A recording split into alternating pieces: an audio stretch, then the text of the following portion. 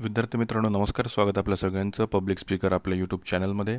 विद्यार्थी मित्रांनो, आज बऱ्याचशा विद्यार्थ्यांना परीक्षा देत्या वेळेस बऱ्याचशा अडचणी आलेल्या आहेत आणि त्या संदर्भातच आपण एक एक करून बोलणार आहोत.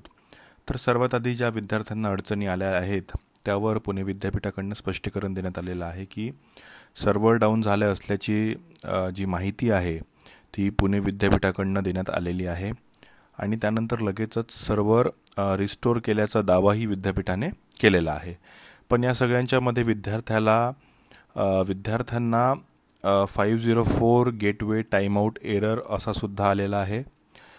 सोबतच ज्यावेळेस विद्यार्थी एक्झाम देत होते त्यावेळेस विद्यार्थ्यांची स्क्रीन हँग होणे, त्यानंतर विद्यार्थ्यांना वारंवार पेज अनरिस्पॉन्सिव्ह असा एरर येणे आणि इतर काही विद्यार्थ्यांना ऑप्शन जे आहेत प्रश्नांचे ऑप्शन जे 4 ऑप्शन्स येतात ते ऑप्शन न दिसणे, अशा बऱ्याचशा अडचणी आज विद्यार्थ्यांना परीक्षेच्या दरम्यान आलेल्या आहेत.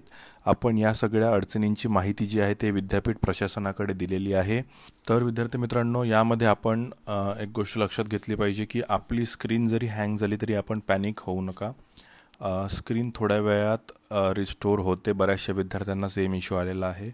त्यानंतर बऱ्याच विद्यार्थी ज्यावेळेस डबल क्लिक करतात स्क्रीनवरती त्यावेळेस विद्यार्थ्यांना बऱ्याचशा अडचणी येतात. त्यामुळे स्क्रीनवरती कुठेही डबल क्लिक आपण करू नका. सोबतच इनव्हॅलिड ॲक्टिव्हिटीचा सुद्धा एरर बऱ्याचशा विद्यार्थ्यांना आज आलेला आहे. तर अशा प्रकारच्या बऱ्याच अडचणी आज विद्यार्थ्यांना परीक्षेच्या दरम्यान आलेल्या आहेत.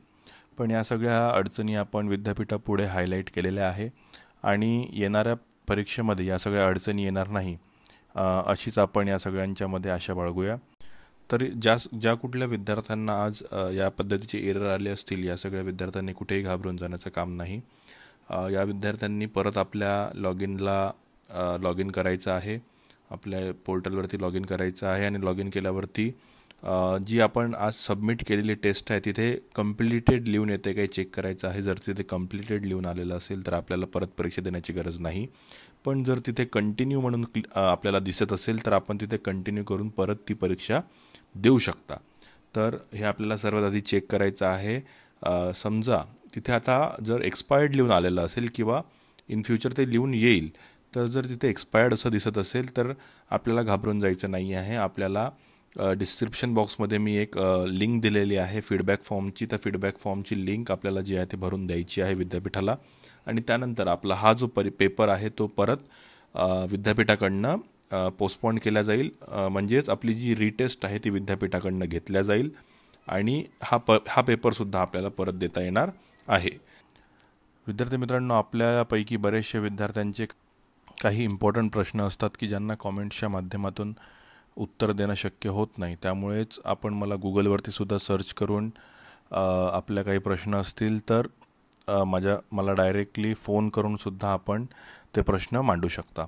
तर विद्यार्थी मित्रांनो, आशा करतो या व्हिडिओच्या माध्यमातून आपल्याला माहिती मिळालेली असेल. आपण जर चॅनलवर नवीन असाल तर चॅनलला सबस्क्राईब करा आणि बेल आयकॉनवर क्लिक करायला विसरू नका, कारण अशाच प्रकारचे सगळे लेटेस्ट अपडेट मी आपल्यापर्यंत पोहोचवत असतो. धन्यवाद.